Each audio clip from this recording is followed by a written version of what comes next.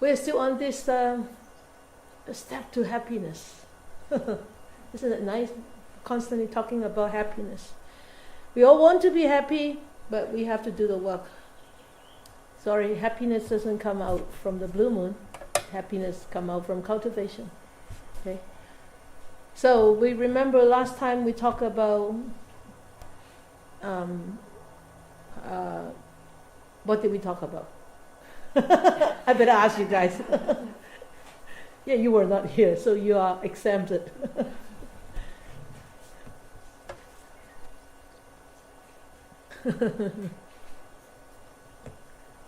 What did we talk about? Should I read off the last bit? Yes. An unwholesome mental state cannot arise at the same moment when one is mindful. Wow. Very good. That's very good. That's it's the very last sentence, right? Good notes. Okay, so we are on to the second part of the cultivation. There are 4 parts to this, right? The second part is abandoning the arisen unwholesome mental states. That means whatever that has already arisen, we would like to abandon them. We would like to, really get rid of it, but not in a negative sense. The Buddha said, actually, what all the teachers and the Buddha said, before we become enlightened, we actually cannot have any controls and choose whatever thoughts that come to our mind. We don't have the right to choose. We can't choose. The thoughts just come. Because like a field, like in the field, there are so many seeds in the field. You cannot control that, okay, today you come out and tomorrow you come and this day you don't come. No, it's just like us. Our mind is just like a field. And there are so many seeds in there. So we don't have any control on which seed will come up.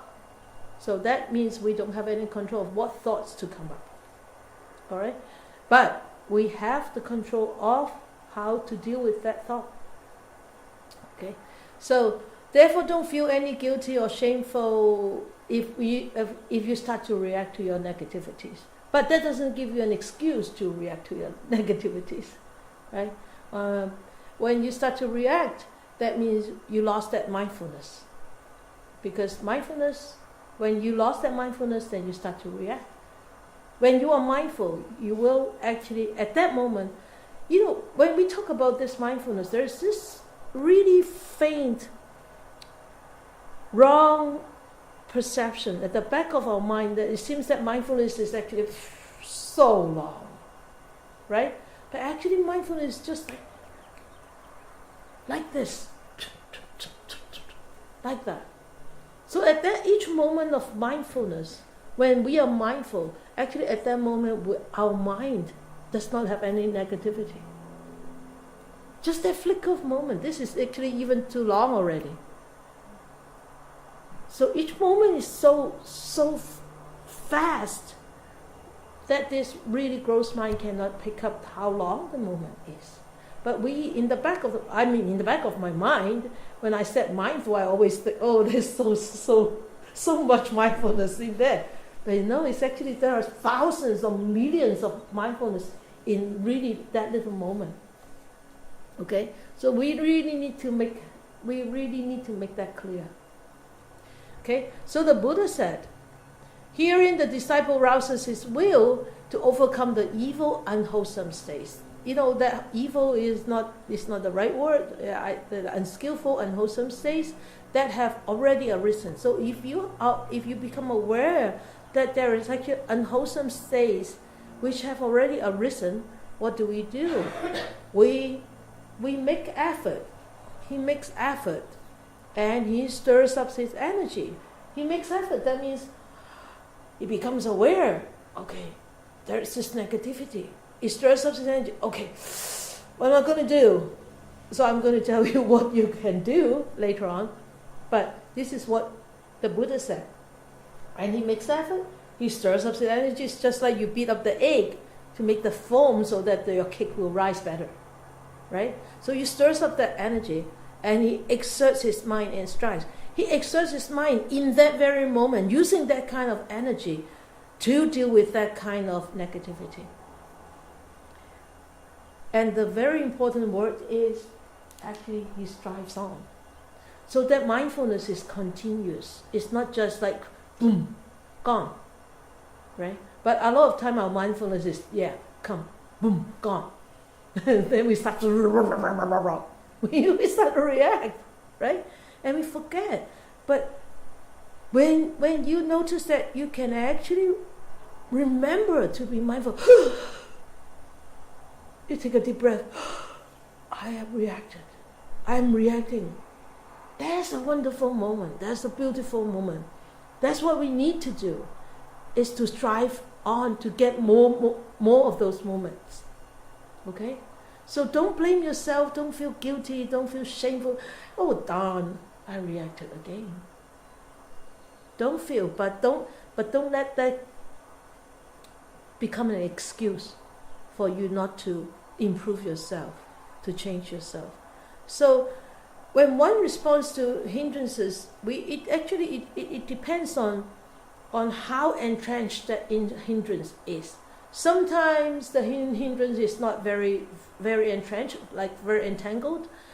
You can just deal with it. Oh, yes, there is this awareness of this hindrance. Remember those 5 hindrances? Jeopardy. Okay, answers, please. Drowsiness. Okay. Drowsiness always come with stuff. Dullness, right? Yeah. Doubt. Restlessness and that's you definitely have the tremendous experience with that. Okay. Sorry about that. Laziness, okay. What are the 5? Hatred, yeah, aversion. What is again? Huh? Sluggishness. They mentioned that, sluggishness. Yeah. Somebody mentioned craving? Craving, yes. Greed, ill will, dullness and drowsiness, restlessness and worry. And then, what's the other one? Doubt, yeah.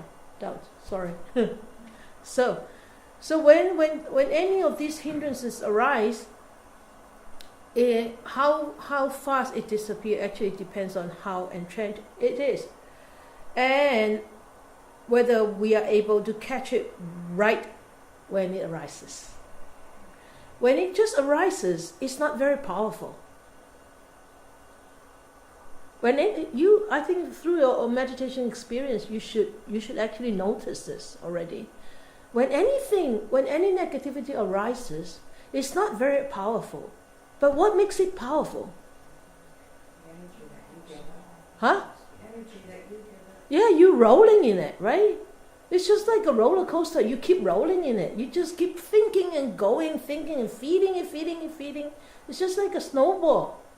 A snowball, rolling down in the snow and giving back bigger and bigger, and you still don't realize. And you allow it to go on forever. And by the time you realize that you have to deal with it, oh gosh, it's so huge. It's so powerful. It actually already overpower you, overwhelm you, and you completely lost that strength to actually stand up and deal with it again.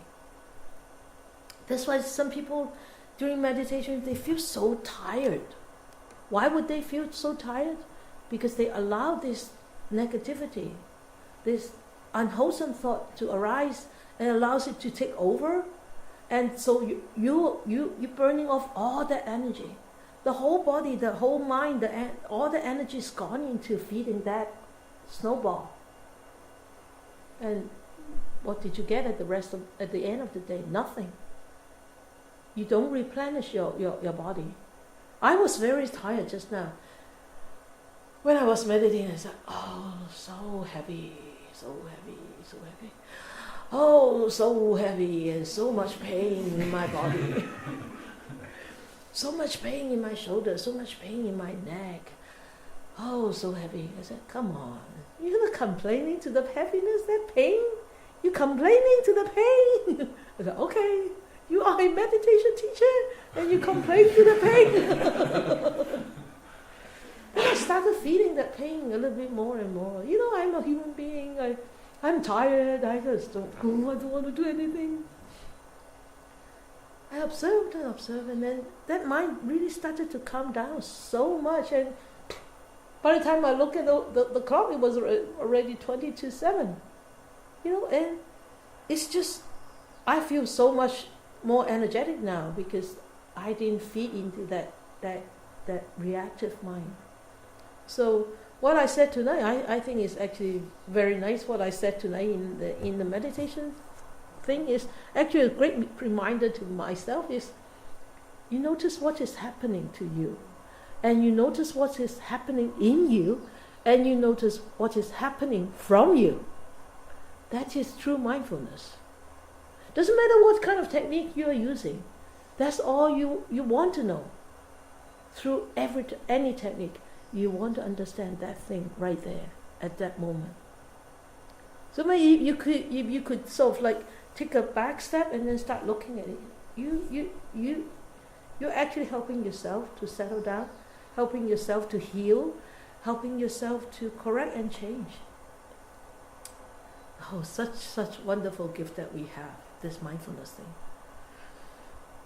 All right, so if you don't catch it and you allow it to proliferate, we just have to take stronger and stronger measures. So the word of the Buddha, he said, he does not retain any thought of sensual lust, ill will, or harmlessness, or any other evil and unwholesome states that may have arisen. So we don't hold it in there. We don't hold it in there. And we don't see it as my thing. It's not my thing. It's just arising because of so many conditions coming together to make it arise. It doesn't matter you call it wholesome or you call it unwholesome, you call it a wonderful relationship or you call it a horrible relationship, whatever you call it, this person, your wife, you call this person your daughter, doesn't matter. It doesn't matter. It's just all karmic relationship. It's all karmic. And it all happens because those conditions are there to make it happen. If those conditions are not there, it won't happen. Okay? So, I always say, don't make yourself to be one of the conditions that make it happen. Right? So, how can you stop making yourself to be one of the conditions that make it happen? Is you take a step backward and you watch it mindfully, rather than diving yourself into it. Okay? It's not easy, but that's the best way out.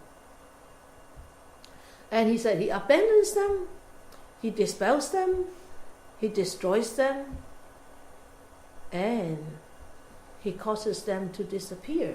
So these are the ways to actually deal with any unwholesome states that may have arisen. Okay, so these actually he's only mentioned. It seems that he only mentioned 4, but all the teachers said there are actually 5 ways. Oops. Oh, you see all. Okay, never mind. We take one after another. Okay, actually there are 5 ways to deal with this. The 5 techniques. First one is ignore it. Ignore it. That means you don't pay any attention to the unwholesome thought. The Buddha said all things arise in your mind only when you pay attention to them. It's true, isn't it? When you don't pay attention to them, they don't stay. So you ignore them. Is it easy to ignore? Sometimes. That's the easiest way though. That's the easiest way. That's the Buddha said. It is the easiest way.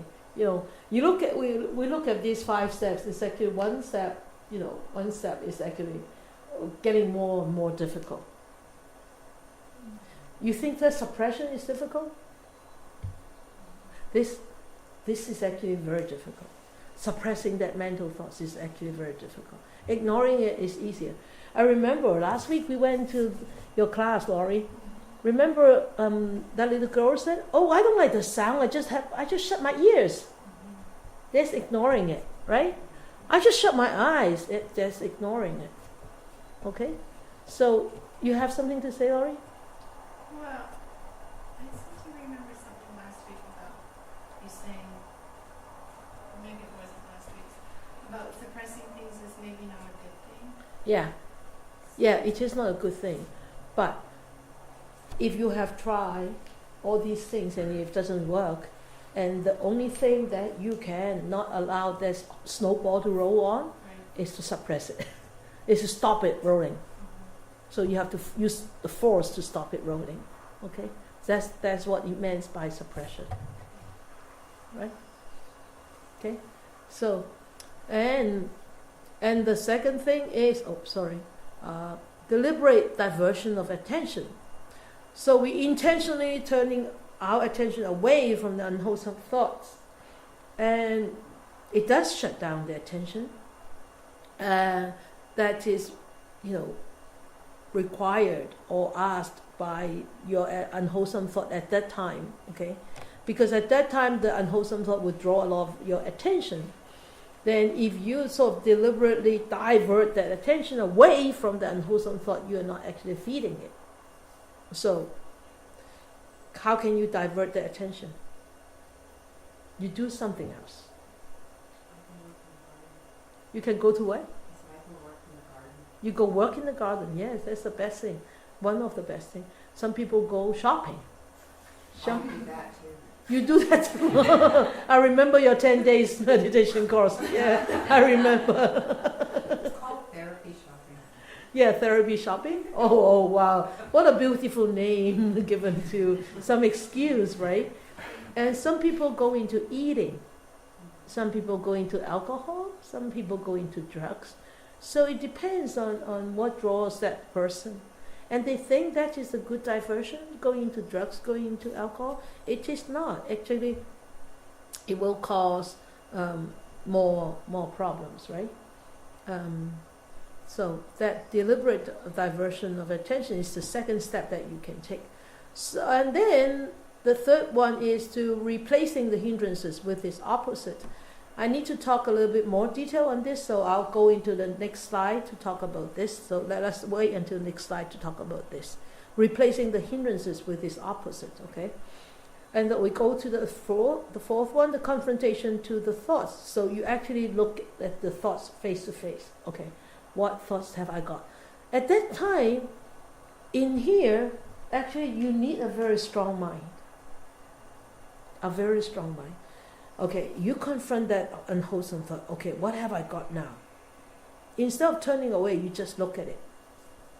And try to scrutinize it, try to analyze it, try to dig into it, try to pierce into it with so much determination. You want to understand what it is in the back of this thing. And where does it come about? I remember I talked to a very seasoned meditator last week when he visited us.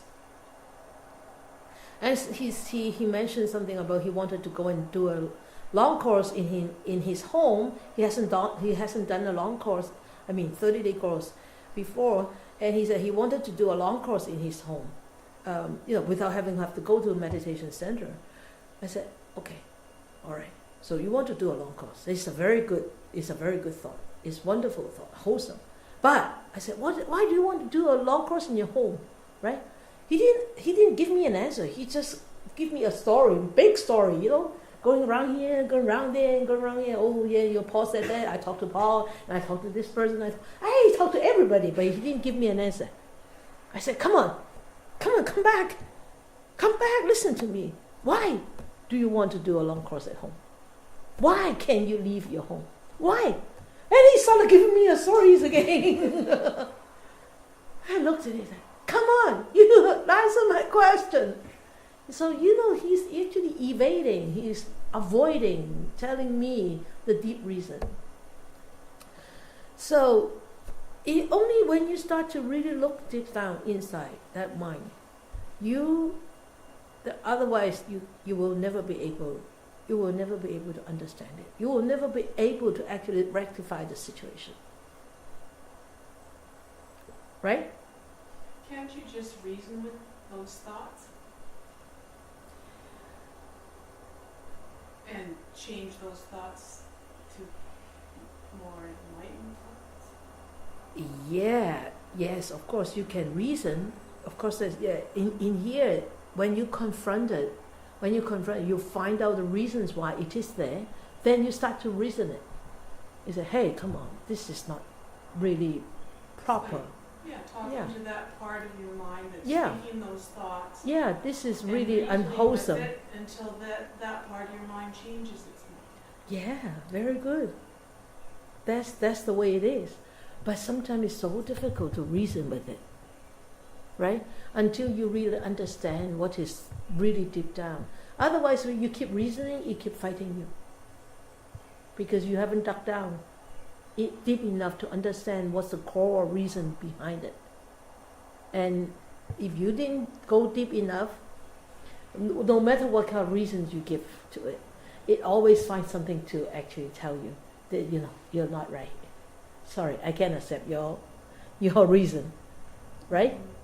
Unless you really go deep down and understand it. And of course, you reason and then you talk to it, and once you start to really find a way to understand it and accept it the way it is, and then allow it to happen inside, not allow it to express, allow it to happen inside, and allow yourself to actually watch it happening. And if you think that you can actually neutralize it with some other good thoughts, that also would be possible, would be okay. And also one thing is, when you start to actually watch this confrontation, you will start to understand what's the nature of those thoughts. The thoughts keep changing, right? Even though yes, Maureen. Sorry, would there not be a very fine line between reasoning and justifying? There is this. Sometimes you can have, we'll just go shopping again. You want to purchase something and you probably know that you probably shouldn't. So if you're going to have this confrontation in your thought process, there can be the case of, okay, reasoning, well, I don't have any other summer tops and this is a really good deal, so this is a good time to buy it, as opposed to... Well, when you are judgmental, you will say to yourself, stop it. You don't need any of those anymore, right? So that's judgmental, that you're actually reacting with the reaction. But reasoning, you actually try to find out, okay, is it really needed? Is it really needed? Do I really don't have a summer top? But judgmental, you don't need a summer top. Come on, go away, walk away, right? It's not actually a fine line. It's actually quite obvious. Yeah. Yeah. That's okay. By accepting these dark thoughts and sending metta and just So seeing that it's there. We'll talk about that in the next slide. It's the third. It's actually replacing the hindrances with its opposite.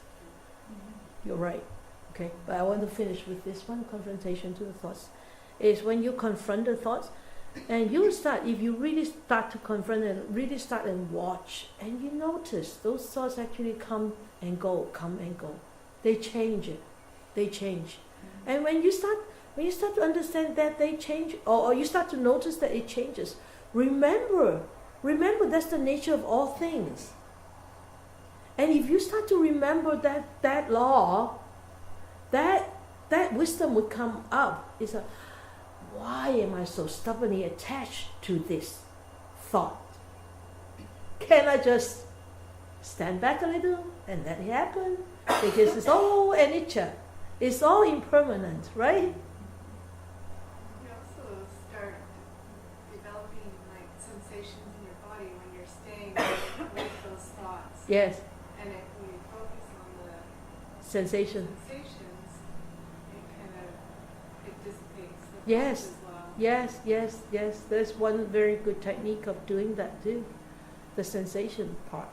So that's why different meditation techniques actually allow you to deal with that mind at different state, in different ways.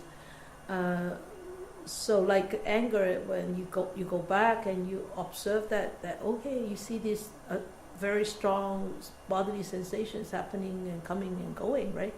Or when you have this very strong lust, a sexual lust, we go into the next side, is you start to look at the anatomical parts of the body, which is, this is really not very nice looking, Then you start to realize, why attach, right?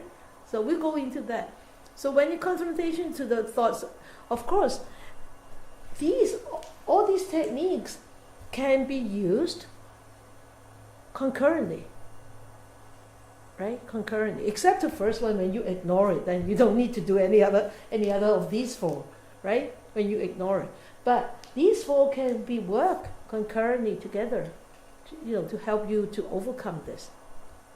So when the suppression, this is the last resort, when all of the above don't work. You try very vigorously trying to restrain yourself to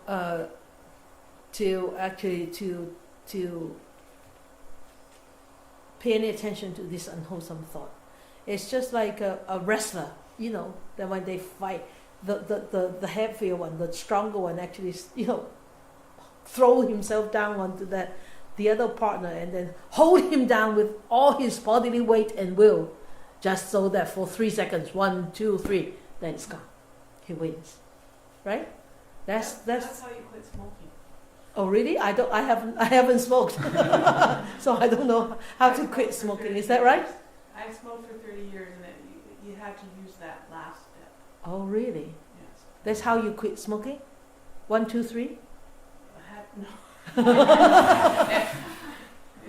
took 2 years. It took 2 years? No, before I stopped thinking about cigarettes. Oh.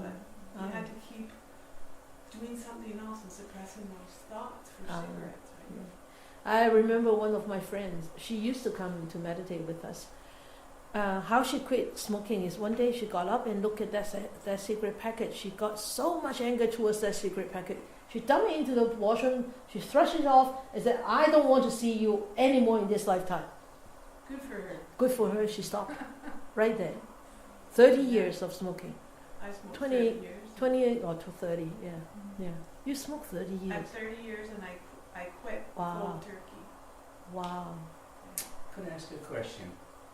Did you have a specific reason to quit? I started liking myself, and I didn't want to hurt my body anymore.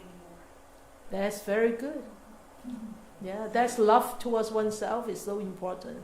Yeah, and that's how I quit. Anybody who doesn't love themselves, they start hurting themselves.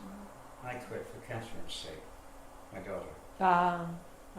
One night she was curled up like a pretzel on a pillow, coughing, and I thought, well, if I don't do something about this, who will? She's my girl. And so I had to do it for her. Wow, and you did quit just right there. I went the axe right to the root. Just like me quitting chicken, right? Just right there, right overnight. Just for my mommy, and just quit chicken for 31 years. Yeah, that really, I didn't suppress that desire of eating chicken. I've never suppressed it in the last 30 years. Never came back. So it's not actually a suppression. It's really a complete transformation. I think it's a complete transformation. Yeah. But isn't it, for most of us, getting to the fifth point there is the hardest? It is. Because we usually lose our Already lost equanimity, before we mindfulness. get Yeah. close to Yes. So by that time, it's a little too late to surprise. By that time, actually, the unwholesome thought would be so strong. It becomes so overwhelming. Then you remember there is still one last step that you can do. Is just suppress it. Just push it down. All your thoughts, clench your teeth. just clench your teeth, like when you sit in meditation and then there's this thought arising, it never leaves you and it keep haunting you, and okay, you better say, oh, I'm gonna look at you, I'm gonna watch you. You just fight it. You just have to fight it. It's actually very difficult. That's why the teachers put them in the last step, right?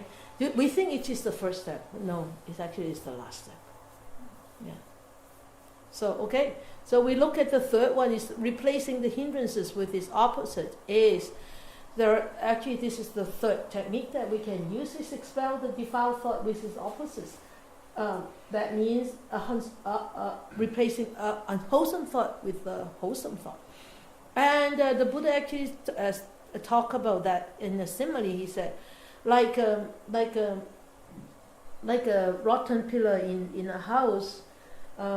When you find that the house is actually shaking, you become very unstable. You look, you check everything, and you see, oh, this is rotten. This is a rotten pillar.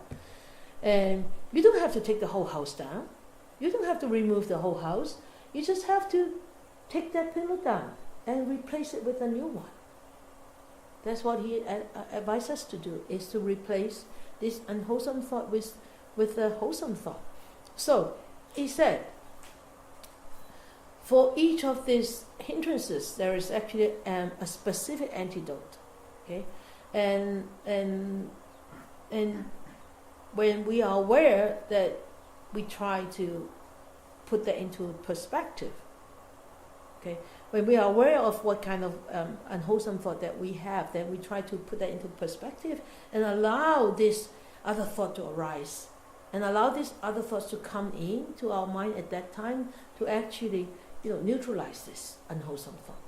Okay, so the first one is the desire, any desire, not just sexual desire, it's not sensual desire, just any desire. Desire for fame, desire for relationship, or desire for anything, or praise, whatever. Seeing that everything is impermanent, everything is in that flux of changes, and nothing is going to be permanently there. This is actually very, very, you can see it very vividly in end stage people with their families. The families would try to do everything just to keep them one more hour or even one more minute. Last resort, they would do everything for themselves. It's not for the dying person. I see so many of these happening in hospice, right? And at that time, I always tell the families, why do you want this doctor to do this thing? Why? Because I don't want them to leave. Because I love them. It's always start with I. And it seldom starts with because he is precious to us. And so this desire, if we don't start to see this impermanent nature of all things, then that desire is going to kill us. It's going to hurt us, it's going to hurt our relationship, it's going to hurt everybody. As I told you before, one of my students' husband was so ill in ICU, and all tubes and everything. And his wife told me about him. I said, okay, after today's meditation, I'll come.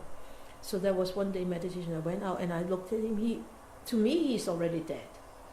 His face showed me that he's already dead. But he's hanging on. The machine is helping him to hang on. And I said, geez, I said, are you okay? I asked his wife. His wife says, I'm okay. I accept this totally. I said, well, then you have to try, you have to try to actually support him to go his path. I said, that's all you can do. So that was an evening. And then the next morning, his wife called again and said, well, Sifu, the doctor wanted me to unplug all the tubes. I said, okay. I said, when? Whenever I'm ready. I said, are you ready? She said, I'm ready, but not my children. The two boys.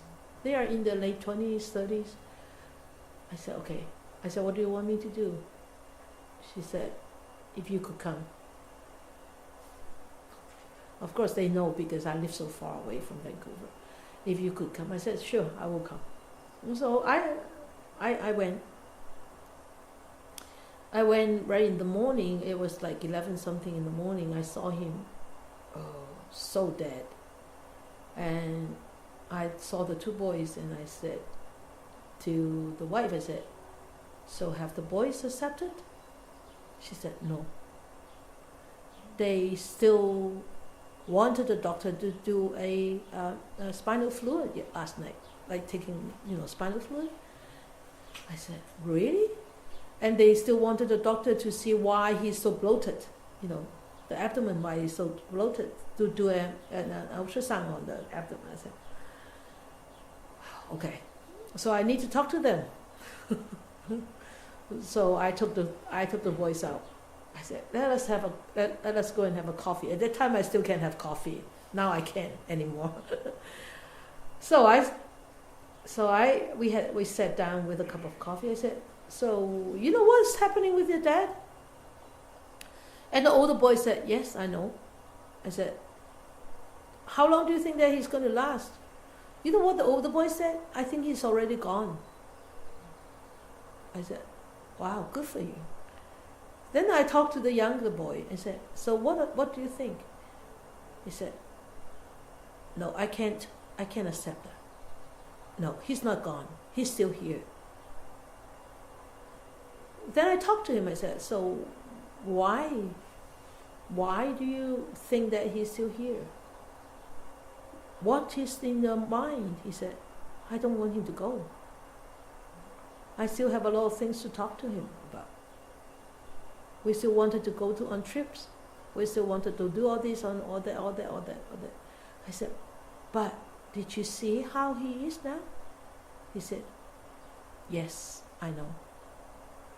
I said, he is actually suffering a lot. And he hardly had any flesh. And he is sustained on all these tubes. And you think if you wanted him to be here and he should be going through all these sufferings, what do you feel if that was you? It's difficult to put that right in front of them. But at times you have to do that. And he said, he didn't say anything. He just looked at me. He had a lot of anger. I think he was angry that I said something like that. Too hurtful, right? But I knew there's not time, no time at all. I said, you think about that again and again.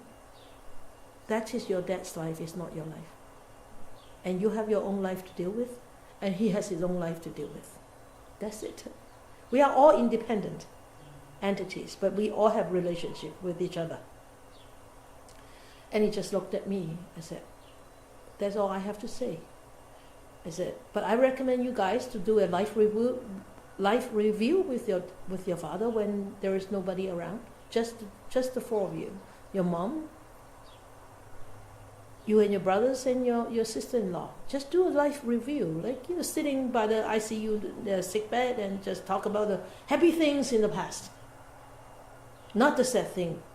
Happy things of the past. And the mom said, "Oh well, when we dated each other, we didn't have any money, so we had McDonald's, and there was only like $3 left in our pocket, and now we have two big sons and wonderful kids and all that." Her mom just came up with all those beautiful words, and I said, "That's the thing. You just talk about that." So when everybody left, they started talking. They started talking about their past. For a couple of hours, just by the bed, just talking and chatting and talking and chatting. And then the older son started looking at all these machines because the doctor were going to come in and unplug. Looking at the machine, and it was still like beating in the normal pace. And then the younger son went to talk to the mom and said, "Mom, I'm ready." I'm ready. Anytime you can unplug. Mom said, no, it's not me. You go and tell your dad that you are ready. Don't tell me. I'm ready already. And he looked at his mom and said, are you sure? And his mom said, oh yeah, that is his wife. That is his life. It's not my life. So he went to talk to his dad in the ears. And then when he walked closer to his bed, the heartbeat started going down, slower, blood pressure going down. And then he said something in his ears. I think he probably said, I'm ready, Dad. Please go whenever you're ready. We love you and all that, all these things. And it was like 60 heartbeat. And then the blood pressure was like 80 and 60. And then all of a sudden, the heartbeat just went boom, 0. Stopped. After he finished talking to his dad, just stopped like that. Within minutes. And you see how strong a human mind can be? Holding on to that breath until the person is ready. Of course, he loved them, right? He loved them so much. And so, this is actually outside this topic, but I think it's nice to share, because when you start to see impermanence in life, you don't start to actually force things to change according to your wishes. Okay? Oh, okay. Now, sensual desire. Oh, we all have to deal with this.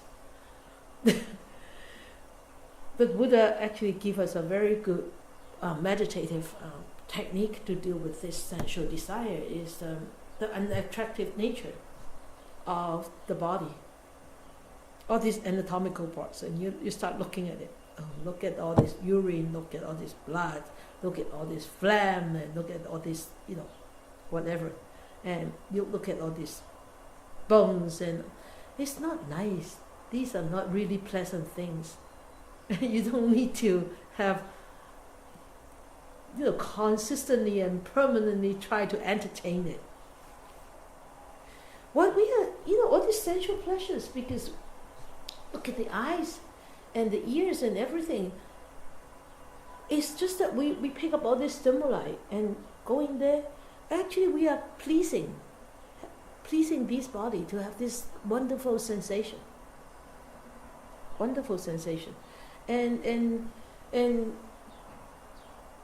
that sensation is impermanent also, right? So remember that we talked about that skeleton thing last week? Yeah. So when you start to look deeply into yourself, you could start, feeling that into yourself. During meditation, you feel the skin, you feel the flesh, you feel the bones. I said, who am I? Who are you? You're just a set of bones that's covered with some 20 pounds, 100 pounds of flesh, and a 5 feet skin, 5 square, or 6 feet skin, all over the place, covered with blonde hair, brown hair, no hair, gray hair, or a double color hair, triple color hair. So what's attractive? Why do I have to consistently try to entertain this physical existence with all these sensual things? It's because we paint a picture. Yes. That we want to hang on to. Yes. Yeah. Which is not a reality. Yeah. That's why it's, that's why people, it has so much difficulty trying to detach from themselves from sensual desire. Very difficult. Very difficult. And for one thing, a monk and a nun has to do is with celibacy, right? It's so difficult for some people to keep celibacy, especially in the West. In the West, celibacy is like a weird thing, isn't it? Not to some of us, but because, sex is such a, nothing in the West. Nothing. It's just nothing. It's just like very casual thing. It seems like a part of our life. So keeping celibacy is actually very difficult for some people. Very difficult. Because it's so, I don't know how to express it. it's so casual. You know, sorry. Yeah. It never used to be like that. It's the last, like, few generations. Really? I thought it's always been like that. I No? don't think so. No? No? It's just the last few generations, I think, that have become more and more and more open and more casual. I think since, like, the hippie era and, Oh, but I don't think beyond. really? Yeah. Oh, that's great. Well, hopefully that won't last too long. I Because- just look at the different generations and the things that I would have maybe discussed with my mom are certainly not, you know, Being discussed or would now. not have discussed with my mom. My children are discussing with me, whereas I don't. And then my grandkids are more open with their mother on. Like it's different. Yeah. Oh, I hope this will turn around very soon because with this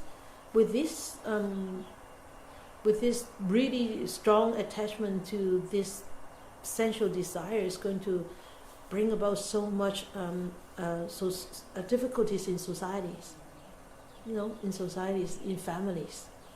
We're going to have more and more broken families, more and more difficult families, difficult children, more and more, right? So unless it turn around very soon, okay. And then the ill will, as you said, with loving kindness, with metta. Anybody that you see, that you don't like or you even hate, can you try to do a loving kindness? It's very difficult. When somebody you hate, I can't love him. How can I love him?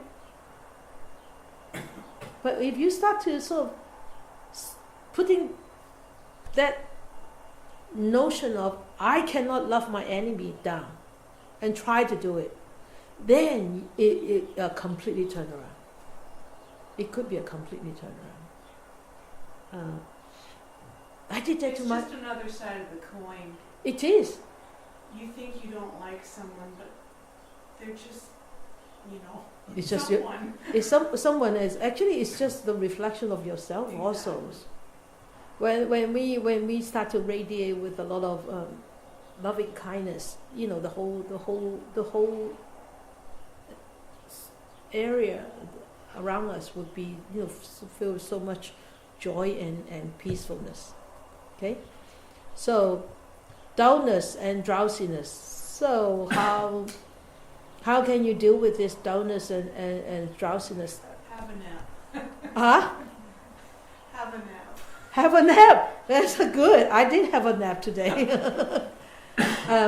Some teachers actually give you some techniques. Is the first thing is you can visualize a really brilliant, bright ball of light that could arouse that wakefulness in you. Getting up, do something, do other things, or go for a very brisk walk, or start to reflect on death. This is actually a very good meditation technique. It's a reflection on death.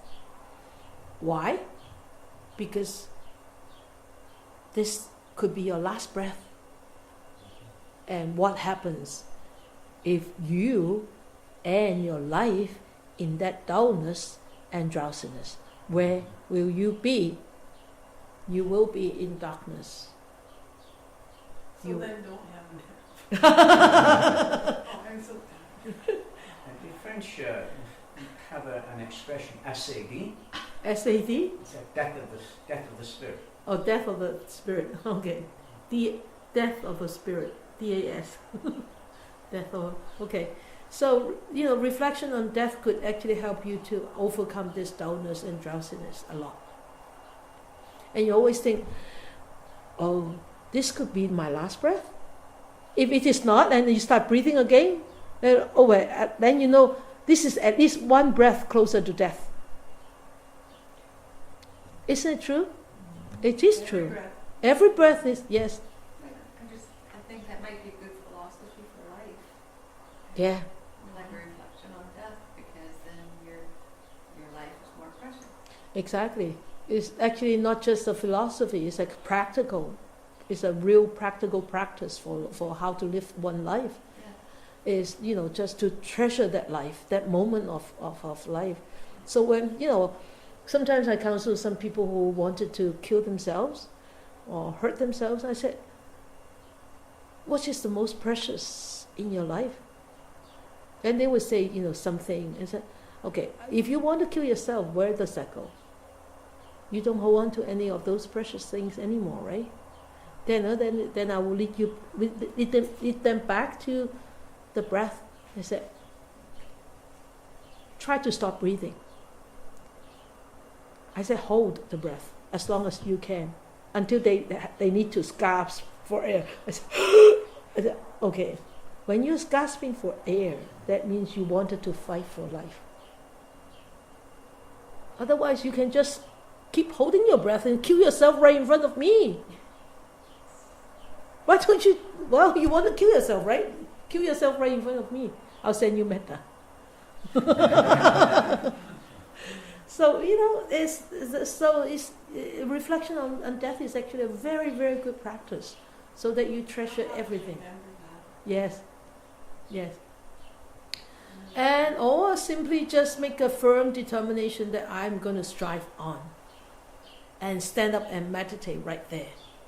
Open eyes, just stand up and okay, I will see. Remember that monk I told you, sitting next to the cliff? He has so much dullness and drowsiness. Okay, he said, you still have this dullness and drowsiness. Okay, I'll sit next to the cliffs and see how you are. And he fell, right? He broke his back, remember? He broke his back, and in the whole life, he walked with a hunchback, and he sat on a chair. He never lied down to sleep. Was he dull and was he bright or dull? He was Did bright. wake him up Oh or- no. Oh yeah. It did. Yeah. Never fall asleep again. Never. So, and restlessness and worry, turn to a more simple meditative tool, like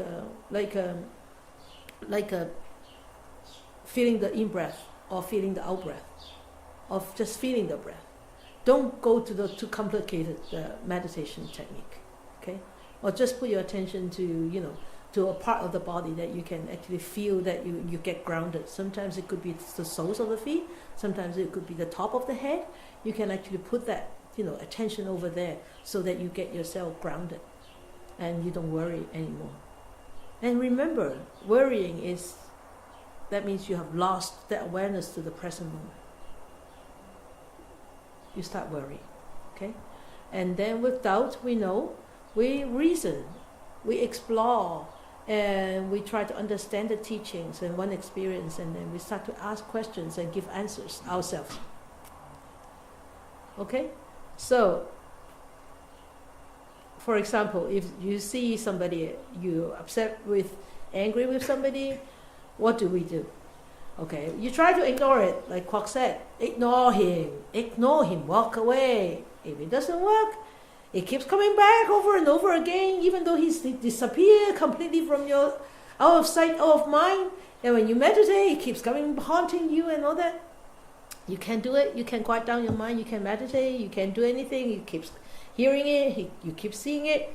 Then you try to divert your attention to something else, to somebody else. Go into the garden, sing a song, write a journal, make a click, or dance, whatever. And if that doesn't work, replace the thought with its opposite. Do something. Anger, okay, I'll send him metta. Anger, okay, I'll love him. Okay, anger, oh, he's so happy, I'm so happy. Replace it with darkness. Replace the darkness with brightness. If that doesn't work, sometimes a lot of time it doesn't work. Take a hard look at it. Why do I hate him so much? Why am I so angry? What's happening in between us? Is there a deeper reason than just this surface anger? Actually, a lot of times when you go down to point 4, you can easily find an answer. You start looking at it. Is it worthwhile? I have lost so much time and energy already. Is it really worthwhile? I'm going to die very soon. Maybe next breath. Are you going to be so angry and you carry that anger to your grave?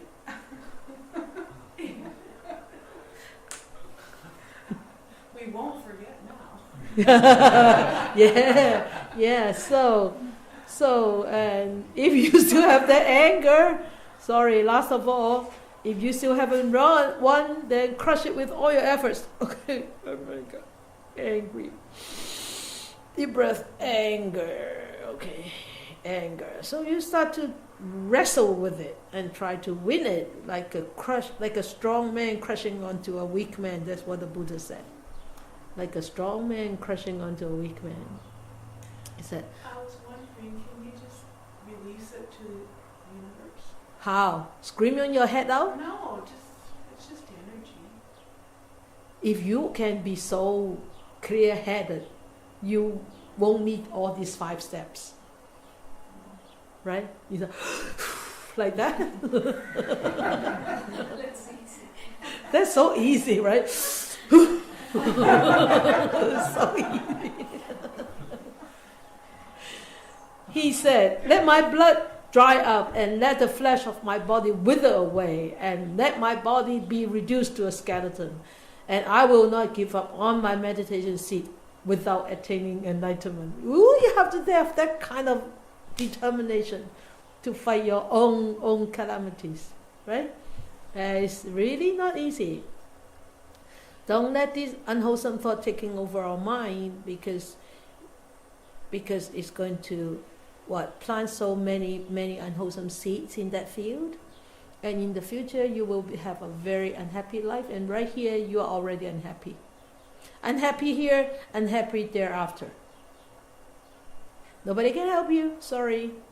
So the skillful effort we use is actually to put give the power, give the fuel to actually to power off our accomplishment of every step to happiness. So this mindfulness is very important because without this mindfulness we don't know where we are and which technique to use and what step to follow. Okay? So with skillful effort we will be able to overcome a lot of tension, anxiety and worry. With no skillful effort it give us this opportunity to react, and then we just keep on multiplying. But of course, as I said just now, like efforts should be on very balanced, not too tight, not too loose, unless the instrument won't play. Okay, the Buddha once asked a horse trainer, "How do you train your horse?" No, the horse trainer asked the Buddha, "How do you train the disciples?" And the Buddha asked the horse trainer, "How do you train your horses?" And the horse trainer said, "Oh, I train them very gently. And if it doesn't work, I train them very harshly. And if it doesn't work, I kill them." And the Buddha said, "That's what I do to my disciples. I train them very gently. If that doesn't work, I train them very harshly. If it doesn't work, I kill them." And the horse trainer said, "You kill them? You're supposed to be a wholesome person. How can you kill your disciples?" He said, "By killing them, it's not by really physically killing them. It's actually ignoring them, and sort of like outcasting them." And that's what he did to his charioteer. Is it charioteer? His chariot, Channa. Channa was his chariot, and then Channa became a monk. And Channa thought, "Oh well, I serve my prince now. I serve my Buddha, and I'm somebody, big somebody." So Channa was so much pride and arrogance, and he always didn't want to pay attention, didn't want to pay any respect to all the senior monks. And the Buddha told Ananda at the end of his life, he said, "You chuck him out." Of course, he didn't use chuck. Chuck him out is an American thing. It's not an Indian thing. He said, "You abandon him. You ignore him. You desert him." That means by killing him. And when the Buddha died, Channa knew he didn't have any more the support. And he knew that he is not going to be very happy because he never respected people, and how can people respect him? Right? That would be like a death blow. It's already a death, that's like a killing. Yeah, that's what the Buddha said. So how did the horse trainer? That's what Channa, the charioteer. Oh, great.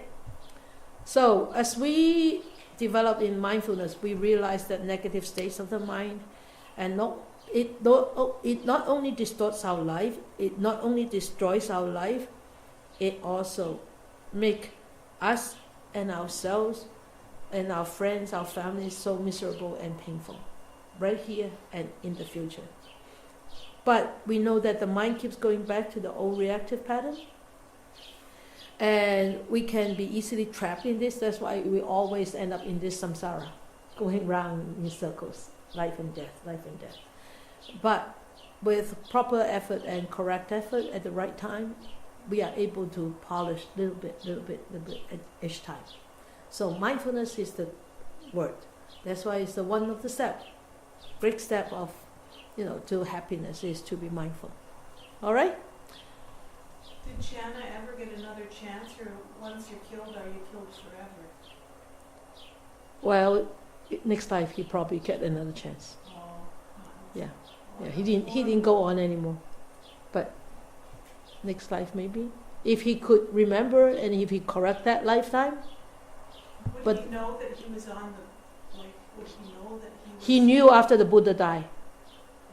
He knew after the Buddha died, when he didn't have the support of the Buddha anymore.